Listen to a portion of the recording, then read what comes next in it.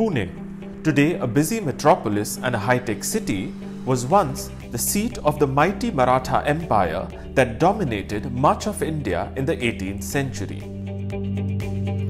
It was Peshwa Bajirao I's decision to shift his residence here in 1731 that heralded a new chapter in Pune's history, transforming it from a small village to a grand capital of an empire with palaces, vadas and temples. Uday S Kulkarni, historian and author of best-selling books The Solstice at Panipat and the Era of Bajirao, takes us through the story of Pune under the Peshwas.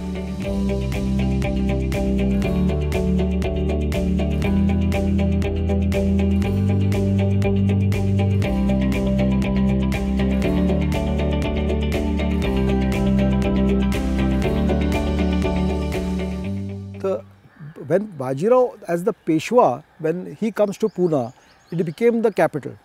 Because over a period of time you find that the Peshwa's power was increasing, his importance was increasing, while Shahu sitting in Satara, because he would not go on any campaigns or any battles himself, his importance kept on reducing, though they all kind of obeyed him and they always had their representatives called Mutaliks in the court of Satara.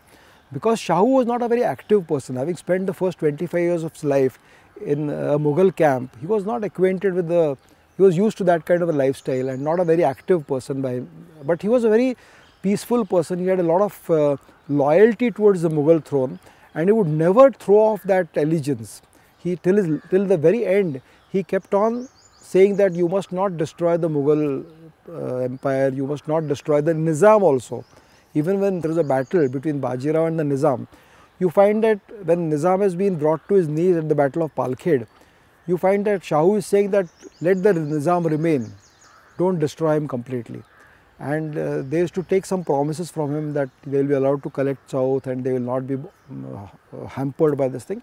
But he never kind of completely removed him, and that remained till the very end. Till 1948 you find the Nizam's power remained, because of this policy of Chhatrapati Shahu not to completely eradicate the Mughal power, for which surprisingly he kind of had a very soft corner for Aurangzeb, who had actually killed his father, because Aurangzeb was kind to him in the 18 years that he spent in his captivity.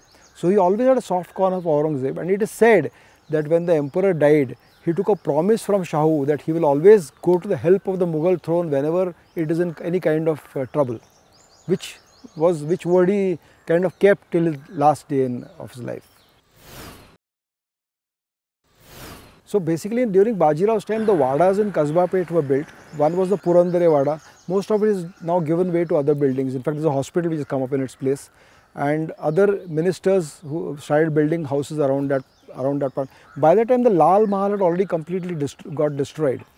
And next to that, Bajirao decided to build his house because he found that, in the story is there in many places in India, where he found that a hare is chasing a dog or something of that sort.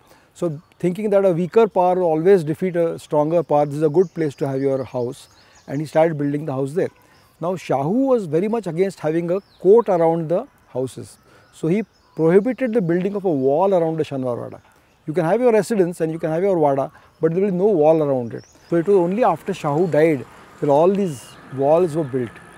And so it was a very small city even at that time, but the Peth started developing because there was somebody called a Shete Mahajan who was there, who were given the right to establish a Peth. And the Peths were mainly on a particular kind of trade. So those kind of people came and settled there. And that Shete was given the right to not only set up the Peth, but also collect revenue from that, and he was given a part of the revenue and so on, and to populate that place, increase business and increase enterprise and so on. And that's how one by one these Peths spread throughout the 18th century, and Pune became a bigger city, started to become a capital city in the later Peshwa period. Bajirao, I think, spent 8 months and a year out on his campaigns and probably 4 months in Pune. So along with him went his entire army, all his chiefs who gathered. Now the chiefs are all not located in Pune, they were located in various places around Pune. And whenever the Dashera time used to come, when there was a tradition of crossing the boundaries of one's country, they were all told that collect your troops and come and let's start going. And that is when he started his march towards various places. And as the days went by and they captured newer territories. Bajirao's brother Chimaji Appa, he went to Malwa, defeated the Mughal Subedar there and even had laid siege to Ujjain. So that was where the beginning of the capture of Malwa, though Marathas had been entering Malwa for almost 30 years before that. But this was a crucial battle in 1729 that Chimaji defeated and killed the two Mughal Subedars in Malwa. That was the beginning of the Maratha occupation of Malwa, and it became a de facto occupation of Malwa. The de jure occupation by giving a sanad of Malwa took another decade from the emperor. So that is how they spread. Gujarat was again taken over around that time in the 1730s. Ultimately it was the person who conquers, goes out and conquers, who finally gets the power. So that is what Bajirao did, because a very dynamic person, and as you know, he didn't lose any of the battles that he fought. The reason for that being, of course, that he chose his battlefields and he chose the timing of his battle, and if he felt that this is not a time to fight the battle, he wouldn't fight it. He was a diplomat as well as a warrior. So if he could get his aims without fighting, he would always do that. And most of his victories you will find have been bloodless victories. When he defeated the Nizam, he used to cut off his water and food supply and bring him to his knees, though he had a bigger army, artillery, and without shedding any blood. So that was the kind of battles that he fought. Provinces of the Mughal Empire which actually acceded to Marathas and where there was a proper Maratha administration in place for nearly about 70 to 80 years of the 18th century were Malwa, were Gujarat, were Birar, which is today's Vidarbha, were Orissa, and the bulk of western Maharashtra, the Konkan area, parts, the upper northern half of Karnataka, and Bundelkhand. These were territories which were permanently under Maratha rule for a fairly long period, you can say 70 to 80 years. Because Bundelkhand and Malwa were captured in 1729 or 1730. Gujarat was captured in the same 1720s or so, and they remained with the Maratha fold with a proper administrative system. It was only while crossing the Chambal that there was a bit of a turbulence and they had to keep going up and down. But if you just see the number of times the Marathas reached Delhi and changed emperors there. The first one 1719 when Farrukh Siyar was deposed and a new person was put in his place. The second time they went to Delhi was 1737, they didn't depose the emperor at that time. The third opportunity was in 1754-55 when the then emperor came out of the city to fight with them, and the Wazir was on the favor side of the Marathas. They went back to Delhi and deposed Ahmad Shah, who was the son of Muhammad Shah, and put Alamgir II in his place. Alamgir II lasted for 5 years and Imadul Mulk was Wazir assassinated him. By that time it was 1759-1760 when Ahmad Shah Abdali was attacking Delhi regularly. In 1757, after Abdali captured Delhi and looted Delhi and came to Mathura, Vrindavan, carried out massive slaughters there and so on. That was the time when the Marathas realized that they have to defend these regions, because in 1752 they had signed a treaty with the Delhi emperor saying that they will protect the emperor against all external and internal enemies. And in lieu of that, they were promised certain provinces of the Mughal Empire as for theirs to collect the taxes and the revenues from. So when 1752 onwards Abdali's attacks became more and more frequent, there was a time when they had to go and face this repeated attacks that were coming from the northwest. So Raghunath Rao, who was Nanasaheb Peshwa's younger brother, he led a large army led along with Holkar and Shinde and so on. And from 1753 to 1755 he reached Delhi, took back Delhi from them. Again in 1757 he went for a second expedition when Abdali came and looted Delhi, and there were the stories of his tortures even to the nobility that time are well documented. And then they captured Delhi in 1757, and then they were invited by the people in the Punjab that why don't you cross Sarhind and come into Punjab. Now the Punjab was not of much strategic value to the Marathas, it was already a bridge too far. But at that time a decision was made that Lahore was being ruled by Abdali's son, Taimur Shah. So they decided that they will cross into the Punjab and make a charge towards Lahore. So along with them they had some Mughal army, they had some Sikhs also along with them. Of course Sikhs were still not yet organized as a kingship, they were still divided into many tribes. So they all three together marched to Lahore, and the Marathas, when the Abdali's son and his general saw them coming, they fled across the Ravi and they went towards Peshawar. The Marathas chased them even beyond that. So Lahore, Peshawar, Multan and Attock, these are the four places where the Marathas had put their camps. Now in the process what happened is that they actually tread on Abdali's toes, because Abdali was not interested in anything beyond Punjab.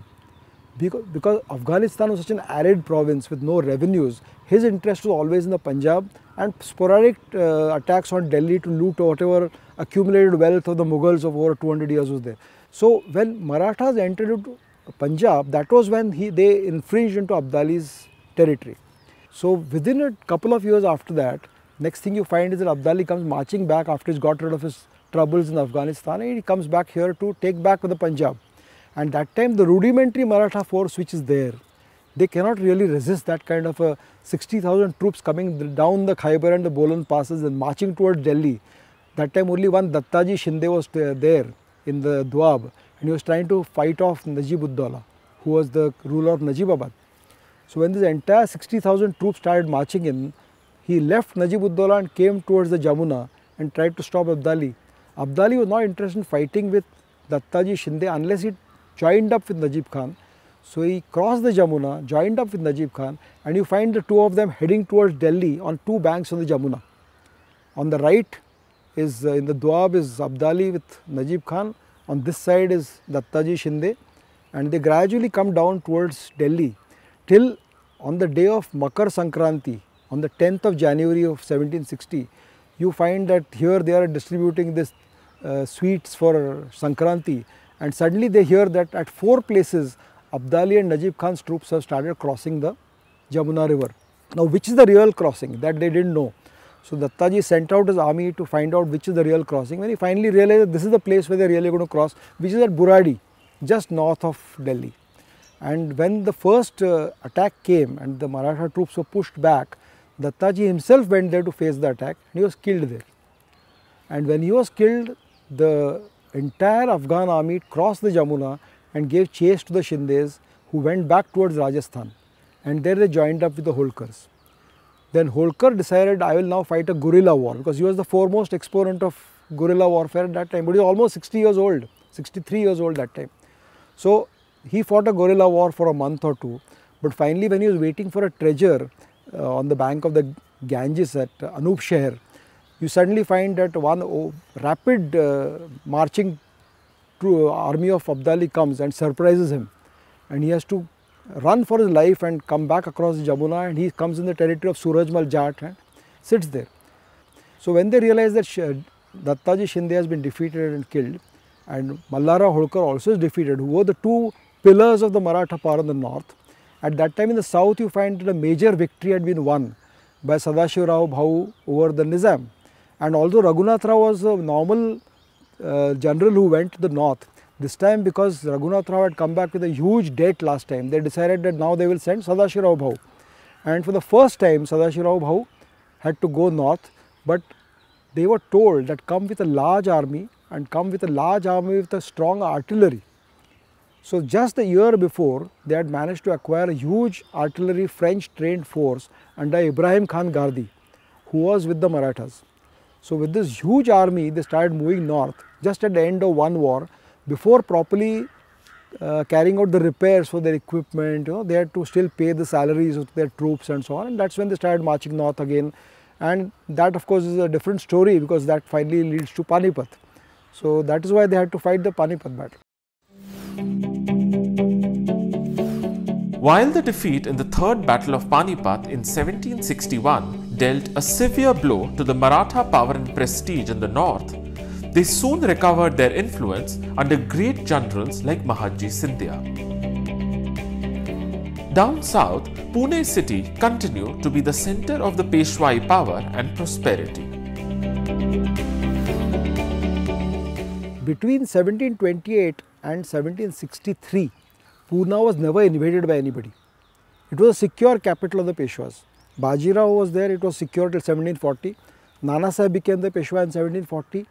It was secure under him throughout his 21 years of his career. Nobody could attack Pune as such. After the debacle at Panipat, when they realized that the Marathas had become weak and lost 100,000 people in that battle, in 1761, Nana Saheb Peshwa also died.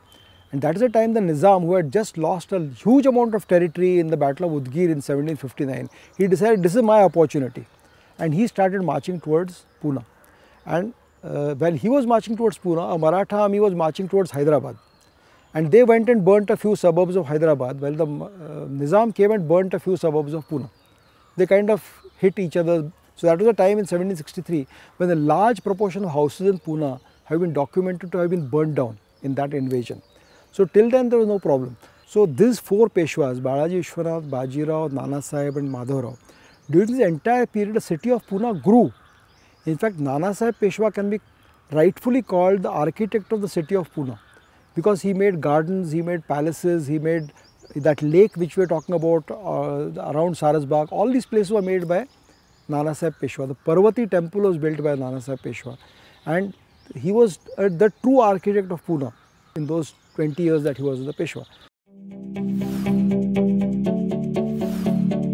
The Pune city had reached the heights of power and prosperity under Nana Saheb Peshwa and his son Madhavrao I. However, the demise of Peshwa Madhavrao in 1772 at a young age of 27 heralded a darker phase in the history of Pune, marked by intrigues, wars and a murder. In 1773, when Narayan Rao became the Peshwa, he placed his uncle in some kind of a custody with a lot of restrictions on his movements. Along with that, he took some other decisions which made him unpopular with the people there. And because of this, a kind of a movement began to imprison him. The first idea was to imprison him, and that was what was accepted, that should be done. But when the Gardis is basically from a French word called garde, which means guard, and they were actually the French trained artillery or infantry officers who were recruited in the Maratha army. They were from all communities. I mean, they were Muslims, they were Punjabis, they were from any branch. They were Telangis because they came from Hyderabad. So they were all these people were called the Gardis. Now these Gardis were the people who were employed as the most trustworthy soldiers around the Peshwa, and they were the people who actually took part in this plot. And when they felt that this plot is getting to be known by the Peshwa, they decided that now is the time to act. And before the Peshwa could take any action to stop this, just after lunch on probably the 10th day of the Ganpati festival, they entered his chambers, and when he came to know that they are coming with swords drawn, he ran from his chambers to his uncle's hall where his uncle was staying, and he told him that save me from these people. So Raghunath Rao tried to stop them and said that don't kill him. And in fact, he himself was injured in the fracas because he tried to put his hands in between and he got injured. And a few of his loyal servants of Narayan Rao, they threw themselves on his body to protect him. They were also cut down. So all this thing happened. Finally, the Gardis said that we cannot spare this man, because if we spare him, what will happen to us? We will be punished. So that man Narayan Rao was killed, and they took custody of the Shanwarwada, and they declared that Raghunath Rao will be the next Peshwa. And this was taken out of Raghunath Rao's hands, though he wanted to be the Peshwa, very much so, but it was declared by the Gardis. And later on, where Raghunath Rao slipped was that he rewarded the Gardis with money, with offices and so on and so forth. And there was no heir. I mean, till then, Narayan Rao had no children, Madhavrao had no children, so there was no other member of the Peshwa family to take over. Raghunath Rao was the only one. At that time, there was a requirement that the army goes south and fights with Hyder Ali and so on. So Raghunath Rao started from Pune with a large army towards the south, and there were people in Pune who were not happy with what had happened on moral and ethical grounds. The Chief Justice of Pune at that time was a man called Ram Shastri Prabhune. He declared that this man is an offender, Raghunath Rao, and he must be punished, and the only punishment according to Dharma Shastra is the Dehant Prayashchitta, or Dehant means he has to be killed for the crime he has committed. So next thing you know is one by one people start dropping out of Raghunath Rao's army and coming back to Pune, and his ministers like Nana Fadnis and Sakharam Bapu, they start forming a core kind of a group of ministers who decide that we have to find a way to bring this man to justice. At that time it is found that Narayan Rao's wife is going to have a child. So now it becomes very important to protect her. So they take her to the hill fort of Purandar and they place her under guard till she delivers. Fortunately, she delivers a son. And on the 40th day of after his born, he is declared the new Peshwa, and Raghunath Rao's office is taken away from him. and an army is sent after Raghunath Rao to capture him. So Raghunath Rao marches north and finally lands up in Gujarat and signs a treaty with the English, who were waiting for such an opportunity, saying that if you put me back on the Peshwa's seat along with your armies and my armies, I will give you the following concessions. Like the English always wanted the island of Sashti or the Salsette island, which is in Bombay, most of Bombay. They always wanted the fort of Bassein, which was captured at a great cost by the Marathas. So these were the demands that the English had, and he said, if you make me the Peshwa, I will give you this. So that led to the first Anglo-Maratha war, which went on from 1775 to 1782.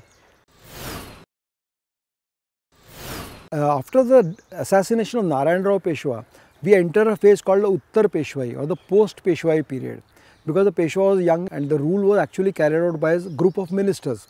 Now, among these ministers, the chief was Nana Fadnis. Now, Nana Fadnis was a very kind of morally righteous person. At the same time, he was not a warrior.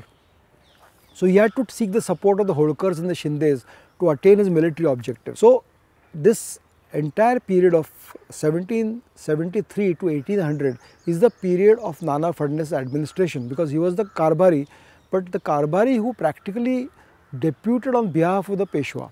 And during this period, after finishing the English war in 1782, which ended with the Treaty of Salbai, he had to fight with Tipu Sultan. So the only military campaign which Nana Fadnis took to the south was against the fort of Badami in Karnataka, which he captured from Tipu in 1786 or so, where Charles Mallet, the English envoy, first met him and complimented him on his cool manner in which the campaign was conducted and so on. 1792 to 1794 were very peaceful years, and Pune was probably at its prosperous best.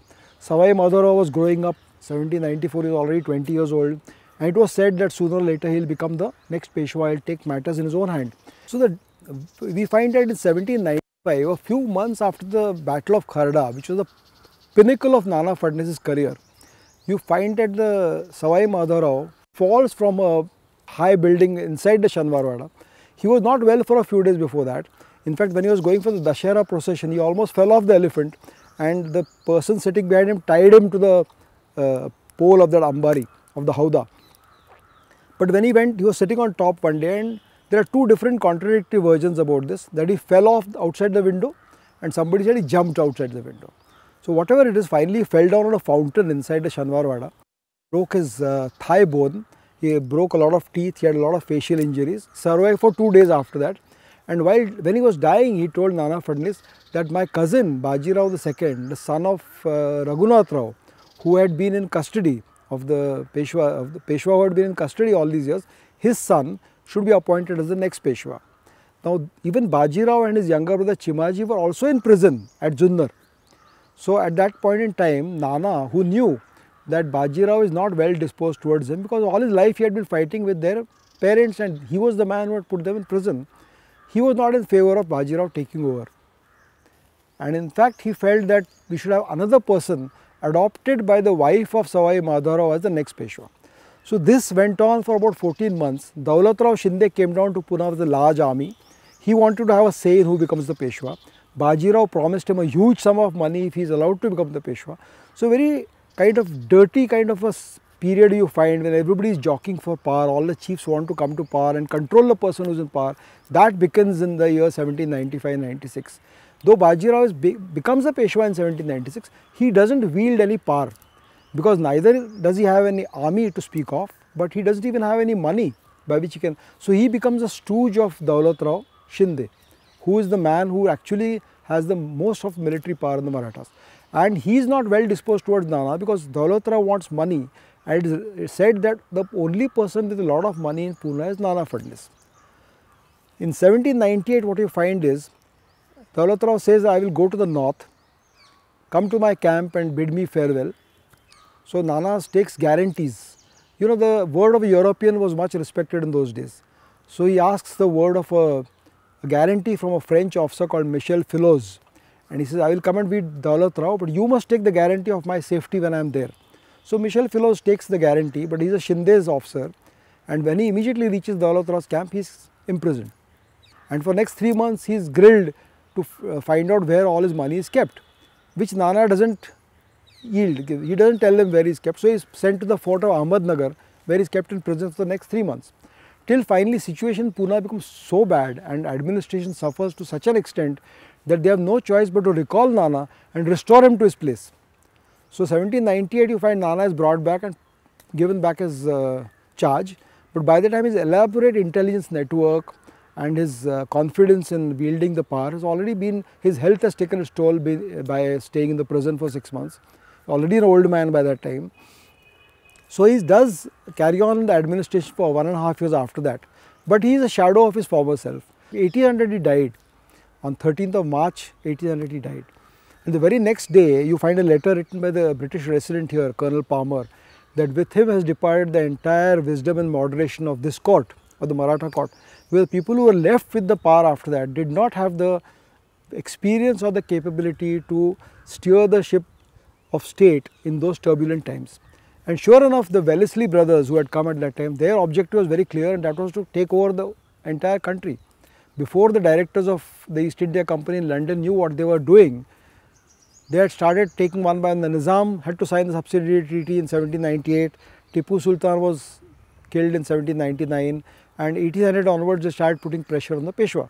So the Maratha power was surrounded on all sides, and the French mercenaries, they were gradually being weaned away from their places by making promises that you will be given, though that is what finally happened in 1803. BAJIRAO himself had to leave Pune because Yashwantrao Holkar came marching down onto Pune, and because BAJIRAO was closely aligned with Shinde and the Shinde Holkars were against each other, he left Pune, went to Mahad. In a British ship he went to Bassein, where the British resident went there and told him that your safety lies in signing a treaty with us, and that is how the subsidiary treaty was signed, and he was told we will restore you to the Peshwaship. Now BAJIRAO was a very wily, deceptive person, and his whole aim was to sign the treaty, come back to power and then throw off the allegiance of the English. But this the English did not allow him to do, because he did not have a power of his own. And next thing you know is the Wellesley is in marching north from Pune, takes the fort of Ahmednagar, and he is in war with the Shindias. So in the north you find Lord Lake, he takes Aligarh, he takes Delhi, he takes Agra, and he defeats the Marathas Shinde force at Laswari. In the south you find Wellesley defeating the Marathas at Asai. So these 5 battles sealed the fate of the Shinde power. Holkar did not participate in the battle because he said this is Shinde's problem. 2 years later Holkar fought. He won a few battles in the beginning, but eventually even he was defeated, and then they all became kind of subsidiaries to the English power. This limped on till another 15 years. In 1817 finally the Peshwa said, I have to get rid of this kind of pressure which I am facing on all sides, and he tried to make a stand and tried to have a battle with the English. It was too little too late. The third Maratha, Anglo-Maratha war went on for 8 months, but the end was always predictable, and the Peshwa was pensioned off. He had to go to the north and never come back to the Deccan till almost the early 20th century. None of the family members were allowed here. And so the Peshwai actually ended in June 1818 when Bajirao II surrendered to the English, as was pensioned off to Bithur with an annual pension of 8 lakh rupees. Now the Peshwa went off to Bithur. The Shanwarwada was taken over by the collector, and he set up his offices within the Shanwarwada's buildings. Over a period of time, some of the buildings were converted into offices. One building was converted into lunatic asylum. A bazaar was placed outside the Shanwarwada. All this designed to reduce the prestige of that place.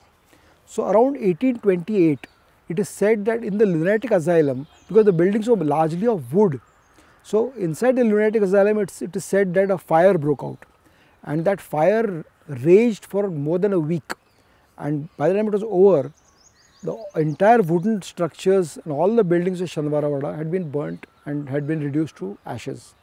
The people of Pune felt very sad about that this place of prestige has been destroyed. There are stories saying that people took some of the ashes home to preserve. This is the ashes of the Shanwarwada and so on.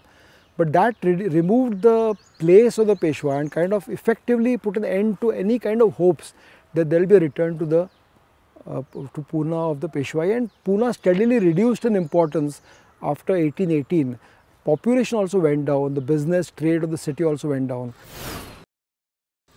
It was after the 1857 war that Pune gradually becomes a cultural and educational center, and education which is acquired from the western culture finally helps the Indians to realize that this is their nation, we are one nation and somebody else ruling over us, and that began the process of fighting for one's independence, initially by violent means.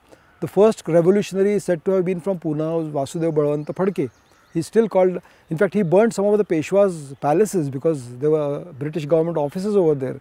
Then it led to the era of Tilak and of Gokhale and of Justice Ranade, and later on after Tilak's death the torch was carried forward to others like Gandhiji and Netaji Subhash. Following India's independence in 1947, Pune thrived as an educational centre. It also became a hub of manufacturing in 1950s and 60s. Later, it became a technology hub as well. Pune has kept pace with the times. It is cosmopolitan and a melting pot. But at its heart, you will still find the echoes of its imperial past.